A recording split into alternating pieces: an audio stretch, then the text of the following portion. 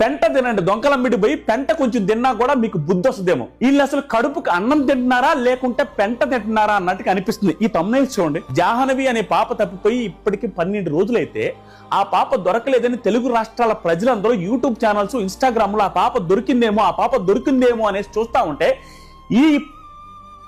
ఈ వ్యూస్ కోసం పెంట తినే ఈ కొన్ని మీడియా ఛానల్స్, యూట్యూబ్ ఛానల్స్ నోటికి ఏదొస్తే ఆ తమ్నైల్, అరే ఆ పాప బతికిందా లేకుంటే ఏమైంది, దొరికిందా లేదని జనాలు ఆశగా చూస్తుంటే కొండ చిలువ అంటారు, దొంగలు అంటారు, కిడ్నాపర్లు అంటారు, చెరువులో పడి చచ్చిపోయింది అంటారు, మళ్ళీ లాస్ట్ లో క్వశ్చన్ మార్కు ఆశ్చర్యార్థకాలు పెట్టి జనాలను ఎర్రిపప్పలు చేయాలని చూస్తున్నారా?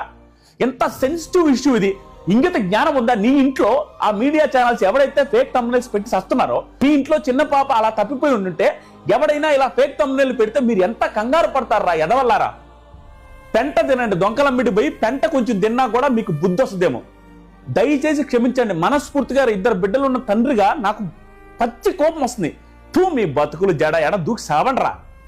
నిజంగా జనాలు తిట్టుపోస్తున్నారు లైవ్ల్లో మిమ్మల్ని, అయినా కూడా మీకు సిగ్గు, శరం, మానవత్వం ఏమీ లేదా? పసిబిడ్డ తప్పిపోయి పసిబిడ్డ తప్పిపోయి 2 రాష్ట్రాల ప్రజలు కంగారు పడి దొరకాలని దేవుణ్ణి మొక్కుతుంటే మీరు ఆ పాప దొరకకుండా ఉంటే మాకు ఇంకొంచెం చిల్లర వస్తుంది, ఆ చిల్లర వేసుకొని శవాలు తగలబెట్టుకోండి. ఎదవల్లారా, డబ్బుల కోసం పిల్లల్ని పసిబిడ్డ రిలేటెడ్ వీడియోస్ కూడా వ్యూస్ రిలేటెడ్ అలా పెడుతున్నారే. మీ బతుకులు జడ మారనరా. పసిబిడ్డ బిజినెస్ సార్, అది జెన్యూన్ ఇన్ఫర్మేషన్ ఉంటే పెట్టాలి, లేకుంటే మూసుకొని కూర్చోవాలి.